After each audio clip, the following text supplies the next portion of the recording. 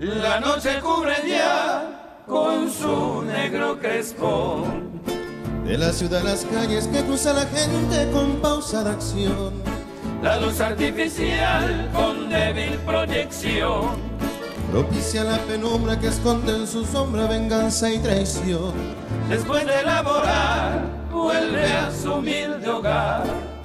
Luis Enrique Plebeyo, el hijo del pueblo, el hombre que supo amar y que sufriendo está esta infamante ley de amar a un aristócrata siendo plebeyo él. Trémulo de emoción, dice así en su canción.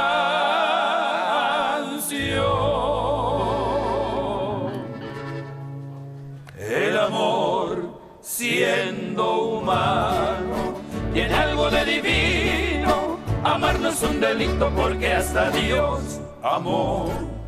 Y si el cariño es puro y el deseo es sincero, ¿por qué robarme quieren la fe del corazón?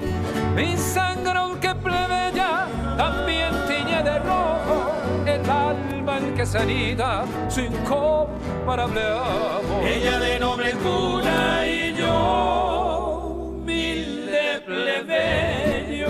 No es distinta la sangre, ni es otro el corazón. Señor, porque los seres no son de igual valor.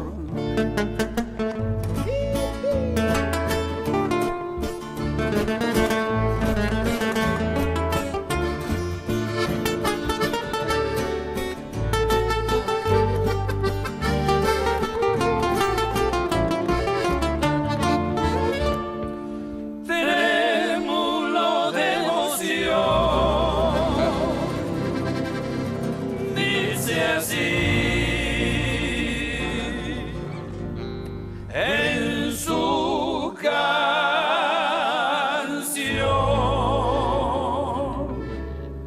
el amor siendo humano y algo de divino. Amar no es un delito porque hasta Dios amó. Y si el cariño es puro y el deseo es sincero, ¿por qué robarme quieren la fe del corazón?